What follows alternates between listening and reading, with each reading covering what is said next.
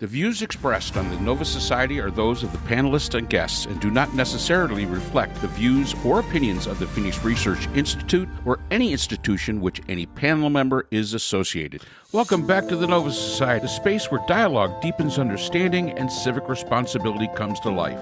I'm Dr. Mark Bound, joined by our regular panel, Dr. Scott Gershwer and Dr. Brooklyn Ann Weldon. Together, we'll unpack the stories that matter most, exploring the headlines, the history, and the big ideas shaping today's conversations.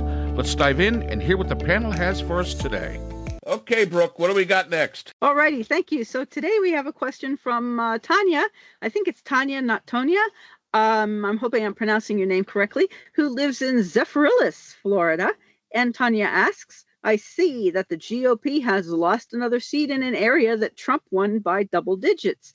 Eric Gislder, I think that's what it is, beat the Republican in the 121st House District in Georgia.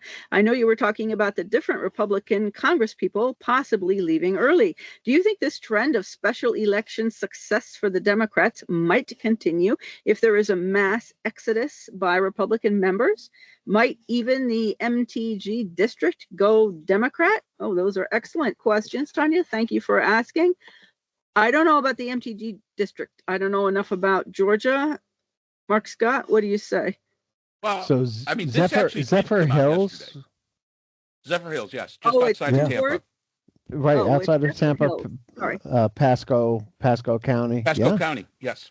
Yep. A little inland for me, but yeah. but I think it's only a 20-minute ride to Clearwater Beach, Scott. Oh, okay. I guess I could spend 20 because minutes. It's kind of like with traffic. That's 2.5 hours. Yeah. A good beach day. Pretty much. And this did come out yesterday. That district did. But the reason I put this in, first of all, Zephyrhills, Florida. I knew where that was, in the Tampa area. And number two, also that came out yesterday. Miami now has a Democratic mayor. First time in 30 years. 30 years. So I thought that this question, even though Tonya came in, to actually this morning when I saw it, and I noticed that the Miami mayor had switched hands into the hands of the Democrats, I had to put this one in. Plus, I had to do a shout out to Zephyrhills. Yeah. And we don't do punditry here, so we would leave it to the pundits to decide what this means, I think. In my opinion, winning elections is good. Usually comes down to the candidate, not the district. A good candidate should be able to win anywhere. So just go out and get yourself the best candidate you can. And I know that the guy Gislder beat somebody who would probably had like really good Trump support and stuff like that. But that's not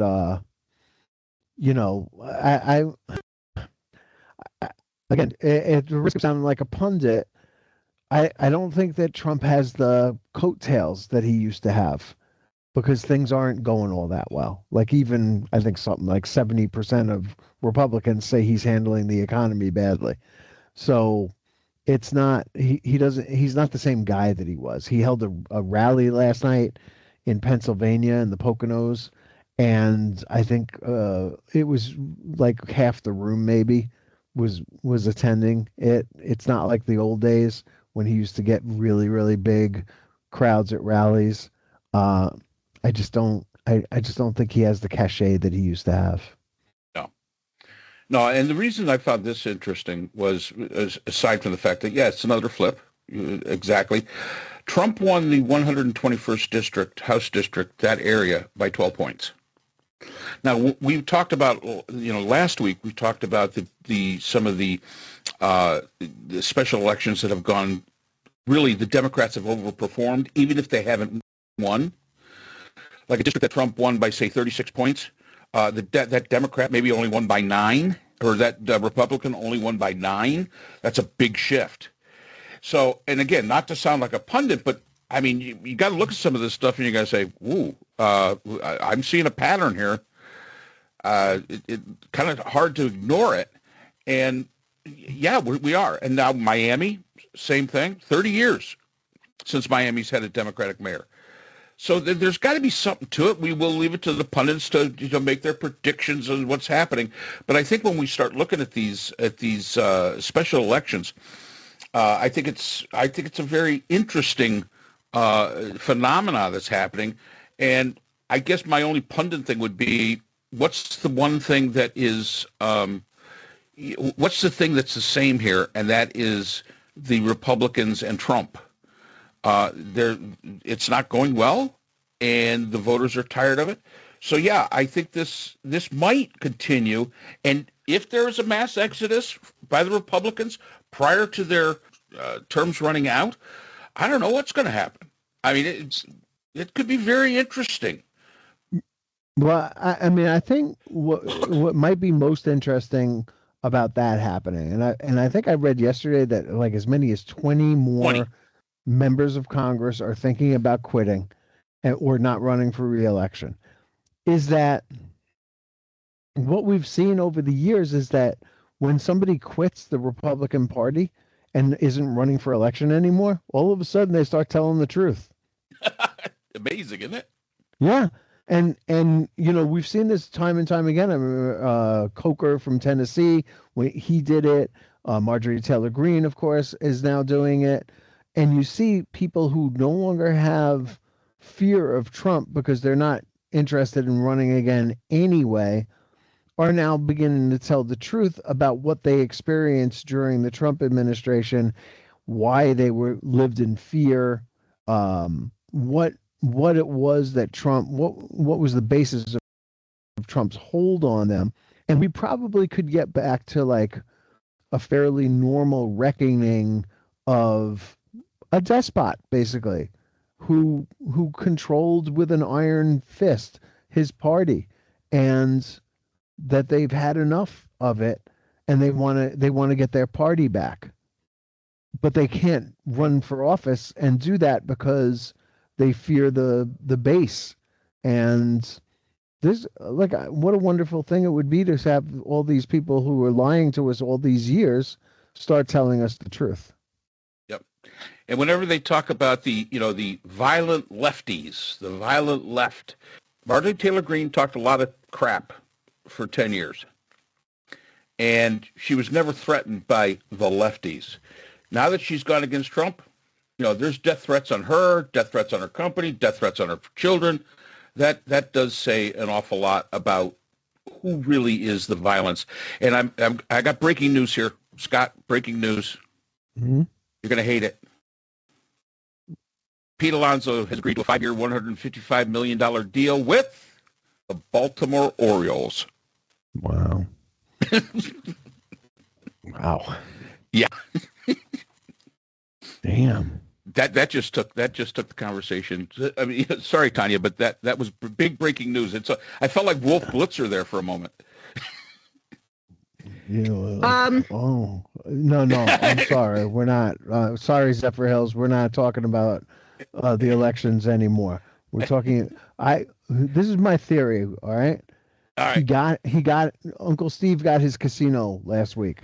Yep. New York has awarded his company the rights to a casino that is going to replace all the chop shops that are around Citi Field right now, with a $8 billion investment in this huge casino. And I don't think he cares about the Mets anymore.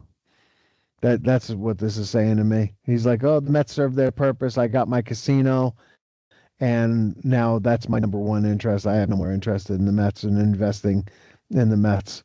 Oh, what a disaster. I mean, yesterday was bad enough, but losing, why would you lose Pete?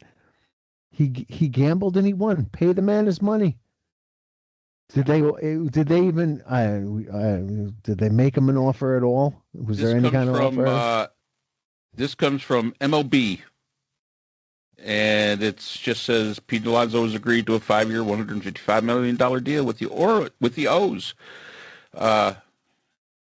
All of a sudden, this Soto deal looks like a 15-year, like Trump through mediocrity. Yeah. Yep. Absolutely. Sorry, Tonya. We had to, like I said, I felt a little bit like Wolf Blitzer there. Breaking news. I mean, so here we have it. And unfortunately, you cannot see the look on Scott's face. He is totally dejected. I'm sure that after we are done recording, he's going to get himself a nice big cigar and a nice big scotch and sit there and lament and start looking this stuff up. So may I return to the elections? What I wanted to point out is as I understand it, Democrats from Congress, at least from, I don't know I think it's from the House, at least, who are retiring are aging out, like Nancy Pelosi and some others. Whereas the Republicans who are leaving are young and are in like they're in the middle of their terms, and they should really, in my view, finish out their terms, but they're not. And they're not of really retirement age as far as aging out is concerned. So there's a very large difference between the two parties. So I wondered if you might speak to that, although I don't know if Scott's going to be ready to speak to anything. He looks like he's about to melt into a little grease spot on the floor. Well, here's one of the things. Who cares? Yeah, this guy's who cares now. I don't care about any of this. Yeah. This is why term limits would be such a good idea. Then you don't run into this problem. There are so many people that have been there for forever. Can you term limit a owner of a team? I don't know. I don't see that. I don't see this working. That's still dejected. This is where term limits would come in very, very handy. And I understand the idea behind, why you don't want them because of seniority and the way it works. We'll just change the system a little bit, and fix the system as far as committee appointments and things like that. Actually, put people that know what the hell they're talking about on these committees. That would be like a nice idea for a change. I don't think we can, and we're not going to make a prediction. We're definitely not doing that because we're so terribly bad at it. But I think the ramifications... I predicted that the Mets would keep both Alonso and Diaz. I predicted that. Nice job, Scott. I made a $50 bet. Yeah, okay. Well, nice job. So there you have it. This is one of those instances where I agree with you, Brooke. Do the honorable thing, finish out your term. That's what you should do. Finish the term out. But I also understand that in today's Congress, what's the point? Well, so I heard the name Nancy Pelosi. I'm assuming that this has something to do with age. And look, yes. we both thought that Biden should have stepped down as president, not just as candidate Biden, but as President Biden. So to do the right thing, not just by the country, but also by the Democratic Party and by voters. When the game has gone past you, the game has gone past you. And it's hard to recognize, right? As a Met fan, I'm sure Mark Bound remembers Willie Mays coming back to New York and all the excitement, and then seeing him trip over his own feet out there at the age of 40 and not be able to play the game hardly at all, was a sad and pathetic thing to see. We've seen it time and time again when guys don't know when it's time to hang it up. And look, in a podcast a week or two ago, I was lamenting the fact that these older baby boomers and the generation above them have hung around so long. They just refuse to let younger people come in and revitalize the country and the party and everything, that it's been a disaster for everybody. The olds have to know when it's time to hang up too. And you can't keep clinging to power all the time. So I, whereas I do think that the classy thing to do would be to finish your term, I think it's also important to know when the jig is up, and I'm talking to you out there. What's that dude's name out in Kansas or Nebraska or wherever, who's like 99 years old? That it's time to go and let some younger people come in. I'm even a little distressed, about the situation in Maine, where the governor was kind of an older woman is going to be running for the Senate against Susan Collins. I mean, it's bad enough Susan Collins is so old and really can't think straight anymore and keeps being abused by smarter people than she is. She might have had a capability at one time, but she doesn't anymore. Even Angus King, I think, has probably got to hang it up soon, up there in Maine. We've seen this. Schumer probably ought to. Yeah, Schumer. Yeah, I mean Schumer's probably relatively young compared to some of these other people, but yeah, it's time for him to go. You know, let others lead if you can't. You're not doing it anymore. You're not at the top of your game. You got to get out. But all these people who are leaving the Republican, who are saying I'm done. This is the best thing that can happen. I'm going to come back to this again. Start telling the truth. Yep. This has been a disaster. The party line of the Republican Party, where you've got a president who says, up is down and the sky is yellow and all this, it's enough. Start getting back to being a truthful party and telling people the truth. Trickle down economics has not worked. Sorry, it doesn't work. It doesn't trickle down. It's not helping anybody. Our income inequality is unsustainable. It's time to do stuff about the problems that we have, the systemic problems that we have, not just the sort of superficial problems that we have, if we want to continue this United States of America. And it's just, they've got to go. And they've got to start. And once they're free, I suppose they can do what they've not been able to do up until now, which is come clean. Absolutely. So what do you think of, and this is a little off the topic, but what do you think about Jasmine Crockett going to run for Senate in Texas? Yeah, I think it's terrific. And I know Aldred has already dropped out, and I think Tallarico should drop out too. Let her have the field. This is, she's fantastic. She is. I'm really a big fan. Yep. And it's time to get good. You got to have good candidates. And that is the most important thing. And we've seen this time and time again. We saw who ran against Herschel Walker on the Democratic side. Who was it? Warnock? Wasn't it Warnock? Right. I mean, that is a mismatch. Yeah. Right? That is a qualitative mismatch. Yeah. And it is so nice to be on the side of the right, the right side of things, rather than having, a celebrity, try to make it, who really doesn't seem like he can tie his own shoes. And, we see it again and again. I mean, this, I was just reading about the Trump rally again last night, and he said that he's had 3 recent cognitive tests.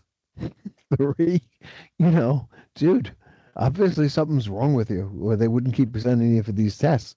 Maybe it's time for him to step down. Yeah, really, it is. Yeah, in Texas, John Cornyn, who actually, he's been there for a really long time. I think he retired and came back, right? Yeah, he was out. Yeah, and he's going to be running against, right now, Ken Paxton, who has so much baggage. He's the Attorney General. Fiend. That dude is a fiend. Yeah, absolutely horrible. And Jasmine Crockett, I think that's wonderful. And it'll be really interesting. And I think the time is right in Texas. At least I hope it is, because to win to be a Democrat and win a statewide anything in Texas is almost impossible. But now with things the way they are, with the dissatisfaction with the Republican Party all over the place, maybe it is time. Maybe it is time for a Jasmine Crockett to come in there and getting these young people with young ideas, who are, real fighters, who understand the needs of the people and have just not been in that ivory tower of the Senate or the House of Representatives for so doggone long that they're totally out of touch. And if you want to know how out of touch your representatives can be, take a look at some of the town halls that these Congress people are going to. And they're getting shouted down because their constituents are saying, you're not doing anything for me. Nothing for me. Why are you there? And this may be the time. This may be Trump's true legacy, was that, after suffering through 8 years of him and 8 years of really bad policy, it was an opportunity to reform the Republican Party to something that is a little bit more recognizable and a little bit more sane, and maybe a resurgence in more centrist ideas. Because I think all three of us remember when you really couldn't point to too many people in the Republicans that were far right, that were far right. Basically they were kind of center right. Same thing with the Democrats. You didn't find any that were far left. They were kind of center left. And that, being that close, that allowed for the government to work. It is just since the introduction of all of these way out there kind of things, that the issue has come to what it is today. And I think young people are the answer. I truly do. Young people are the answer. Let the next generation have a shot. We had our shot, and we didn't do so good at the very end of it. So let the young people have a shot. All right. Well, I'm going back to bed. I'm gonna wake up tomorrow and hope that no more Mets the Mets don't lose any more players that I love. I hear you. And that's all the time we have for today's episode. The Nova Society is a production of Nova Society Media, a division of the Phoenix Research Institute. We want to thank our production partners, Buzzsprout, who hosts the Nova Society, Audacity, our editing team, Apple Podcasts, the largest source of podcast and music online, Spotify, the most popular platform for the Nova Society, and iHeartRadio, your destination for all things music and podcasting. The Nova Society is available on all of these and other quality platforms listed in our description. And most importantly, we want to thank you, our listeners.